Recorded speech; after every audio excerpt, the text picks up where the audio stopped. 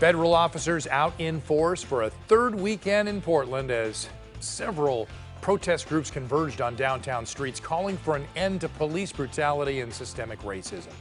Welcome to KOIN 6 News at 10. I'm Wayne Haverly. The nightly protests have now gone on for nearly 2 months with no signs of slowing down based on the turnout this weekend. KOIN 6's Jennifer Dowling has followed the crowds in the thousands over the past couple of nights, and they have gathered once again for another round tonight despite the heat. She joins us live from downtown with a look at what happened this weekend and what is developing right now. Jennifer? Well, Wayne, we had big crowds Saturday night, Friday night. It's another big crowd, not as large as we saw on Saturday and Friday, but still hundreds of people down here outside the federal courthouse building protesting, even though it is still really hot out here right now. There were thousands of people here last night. The evening started off on Saturday with a festival-like atmosphere, then got more tense as the night went on, and some protesters clashed with federal law enforcement.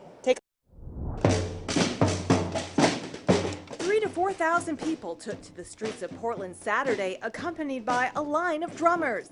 We've got such a rich culture here of art and expression that we have a marching band. Like, it's amazing. This festive march drew in local animal celebrity Cesar, the no-drama llama. This is his 5th Black Lives Matter march. Owner Larry McCool says this llama loves people and is quite comfortable being in crowds. So his job as a no-drama llama is to bring tension down, to take drama out of people's lives, not add to it. Larry says he and Cesar clear out if things get too intense. I get him out of this situation before, any chance of that. By the federal courthouse building, people threw fireworks into the fenced-in area meant to separate protesters from federal officers.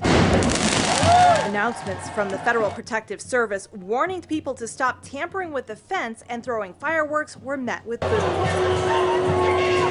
As the night wore on, people began climbing and banging on the fence. Federal officers flooded out of the courthouse in camouflage.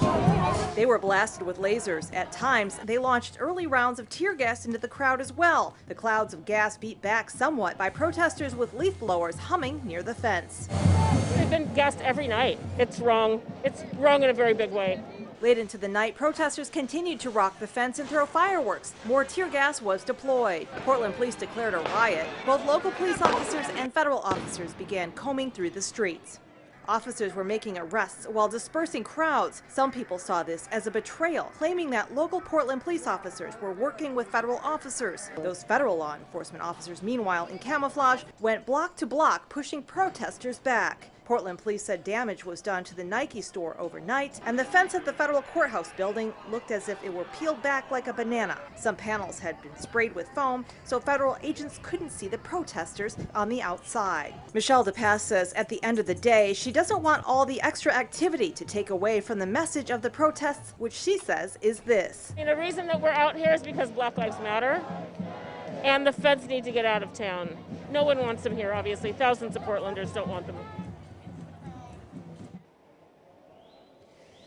And Portland police say there were at least 6 arrests, and people threw bottles and paint balloons, even mortars at local officers, which can cause serious injury. That from Portland police. And back here tonight, we're looking at another larger crowd. Again, maybe not as big as Saturday and Friday, but still big enough. We'll have to keep monitoring it and see what happens as the night progresses. Back to you, Wayne.